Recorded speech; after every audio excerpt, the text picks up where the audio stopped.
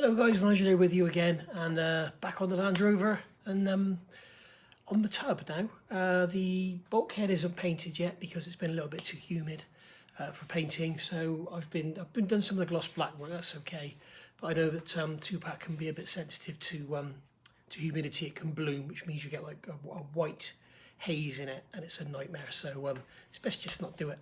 So wait for the weather to get a little bit warmer, drier, whatever. I think it might be okay tomorrow, so we shall see.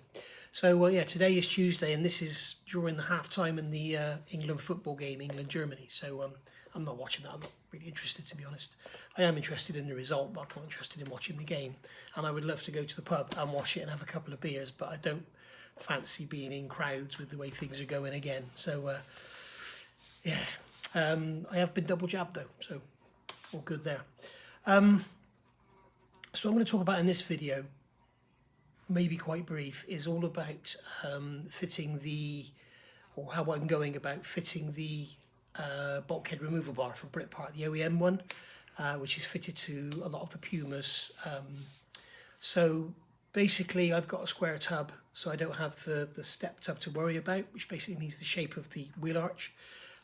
So it's fairly simple, and the way Britpart would have you do it, if I think of it, I'll put some pictures up, but the way they have you do it is leave it flat. If you go and look at Mike's channel, Britannica Restorations, go and look at Juice Motors, there's a couple of others that have done it, and they will cut that flange away because you have this male flange sticking up, you know, and around the wheel arch. It's a little bit lethal if your dog fell off the chair or something onto it, they bloody hurt themselves. So, or a child was in the back or whatever. So what I'm going to do is put a frame around the inside, and then, so instead of having kind of, I'm trying to explain it, like instead of having a flange like that with a flange sticking up, I will have it like this. So basically this will be the back of the driver's seat here, this will be the bulkhead, this is the top of the wheel arch. They come along, and then we'll put a stiffener in there. And I've made the stiffeners, and I've gone over the top. I would have used, I had some 1.6 aluminium, which I thought was a bit thin. I would have used 2mm, but I only had 3, so I've used 3mm aluminium, so that's not going to go anywhere. So it's pretty solid.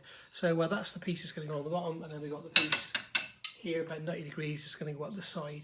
So it took quite some bending in my little Clark bender that's only meant to do 23 gauge steel, or 22 gauge steel, should I say. So that little thing does a great job. So I've got the tub here, the camera's actually sat on the tub. It's upside down on its wooden frame.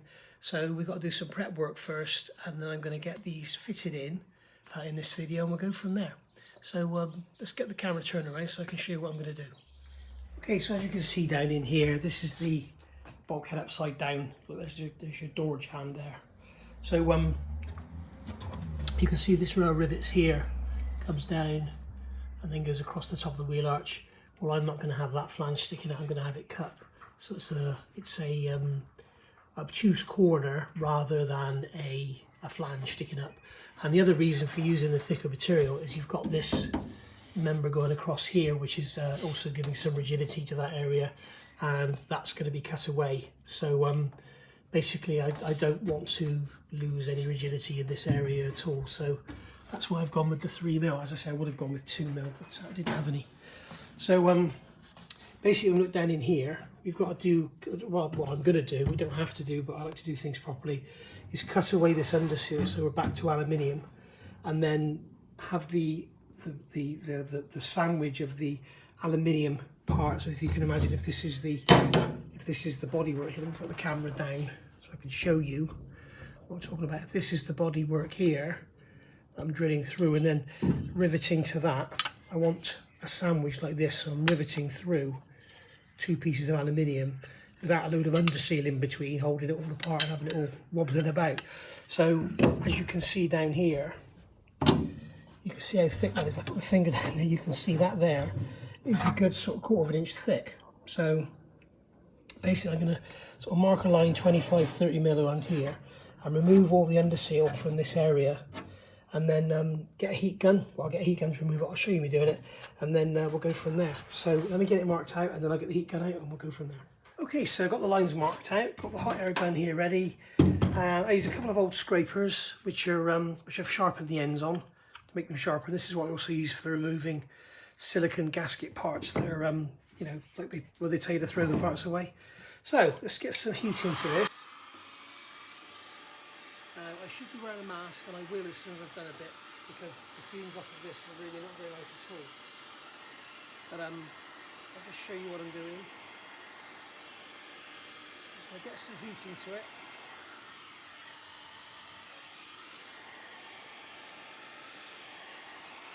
It's just to soften it so that we can remove a certain amount of it very neatly.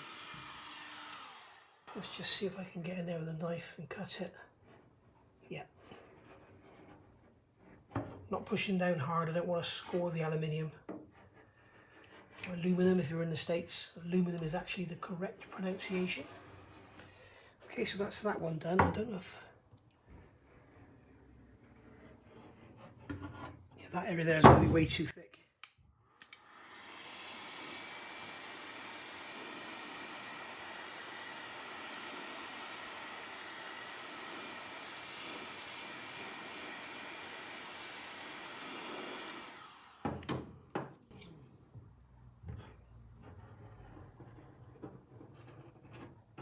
There we go.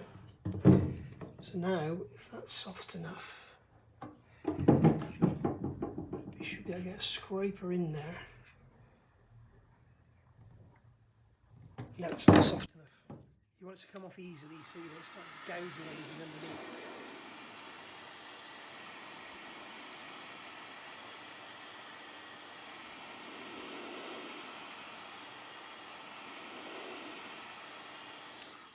So as you see the smoke start coming, that generally means it's hot enough. I think this one is sharper. You can see how thick that is there, guys, it's ridiculous.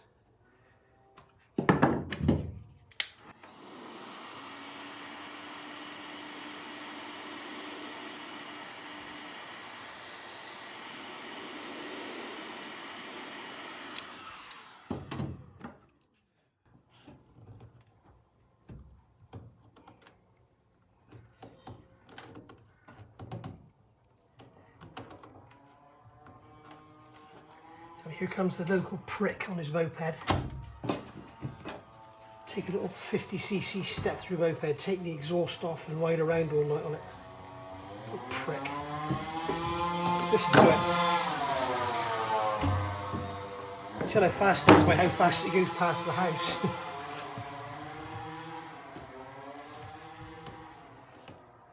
Still, maybe you'll get hit off one day. There we go. That's what basically it's going to be. So what I'll do is I'll get that done, and then I'll come back and show you how we clean all this up. Okay, so there we go. You can see we've got all this rubbish here all cut off, and now I've got some wire brushes that go in a battery drill, and this is just going to clean up the remnants that we've got left on there, and it does a really good job of it. It's nigh impossible for me to film it.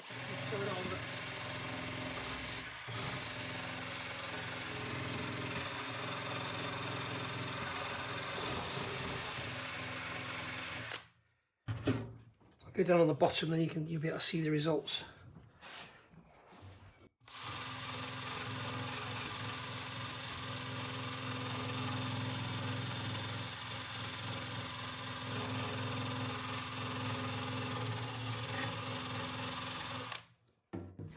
I think this wire brush has had it actually. Okay, smaller one, but it's got more bristles on it, so I think it's going to do a better job.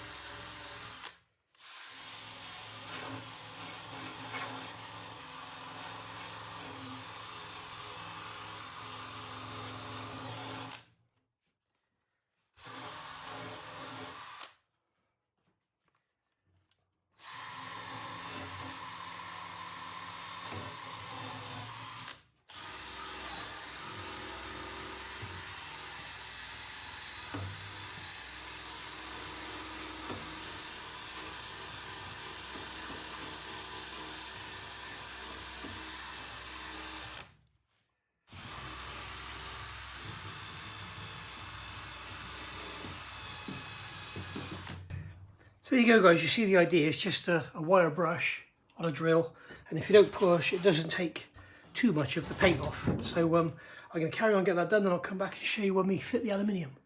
Well, there's a turn-up for the books. I've just had a look, and England have won. Bloody hell, 2-0 as well. I was expecting to be 1-1 and then bloody penalties again, but never mind. Well, listen to me, never mind. That's amazing, absolutely amazing. Well done, boys. Fantastic. And now I'm compelled to go and watch the next match at the pub. I have to, don't I? So anyway, this is all done now. Bring the camera around so you can see a bit better.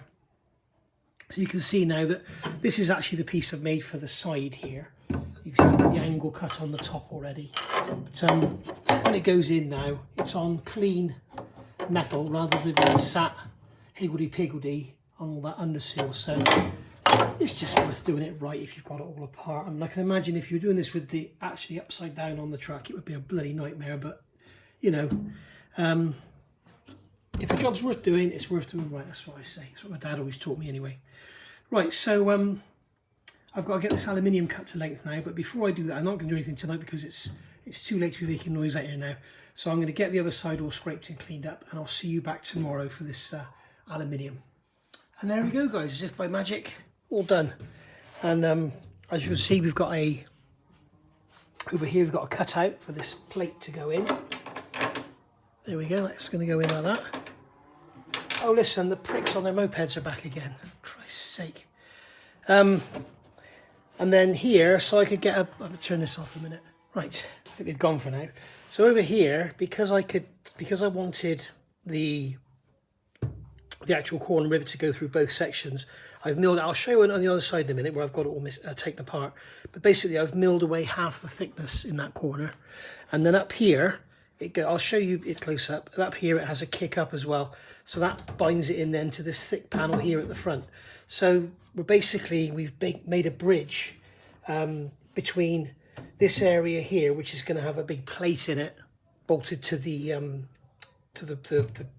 Britpart kit. So that's going to be sat above that plate, and then this is going across. So any weight we put on here then afterwards inside is all supported rather than just being all depending on a thin strip, which is, you know, perhaps not fitted up against the metal either. So some people I know will want to comment and say that's way overkill, it's ridiculous, you've wasted your time and all that. Well, I've got lots of time, so I haven't really wasted any time at all as far as I'm concerned. It's a good job.